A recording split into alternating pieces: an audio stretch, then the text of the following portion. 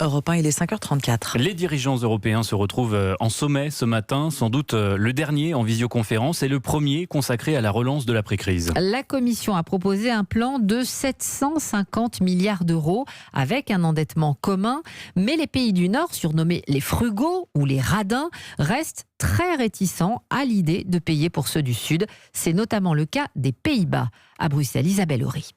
Avant chaque réunion européenne, le Premier ministre des Pays-Bas passe la journée à débattre devant son Parlement. Et les députés ne l'épargnent pas, y compris dans son propre parti. Arne Mulder est un élu libéral. C'est très difficile pour moi d'expliquer qu'il faut aider un pays comme l'Italie. Le travail au noir, il représente un quart de l'économie. Pourquoi nos contribuables devraient payer pour un pays qui ne fait pas rentrer ses propres impôts ?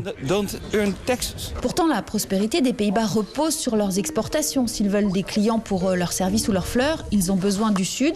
Kees dirige un bureau d'études sur le vélo. Il s'inquiète pour sa succursale à Turin. Évidemment, ce qui se passe, ce n'est pas bon pour les affaires.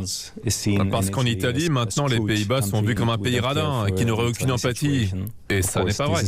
Paolo, lui, aimerait réconcilier Italiens et Néerlandais. Cet économiste de 23 ans a les deux nationalités. Les Néerlandais sont vraiment doués sur le plan économique, donc les Italiens devraient s'inspirer de leur exemple. Mais en même temps, ils sont un peu trop brutaux. Il faut qu'ils apprennent à mieux communiquer.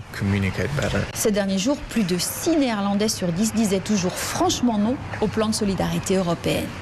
Isabelle Horry à Bruxelles pour Europe 1. À l'Elysée, on précise que ce sommet sera un tour de chauffe indispensable pour prendre la température. Aucun accord n'est attendu.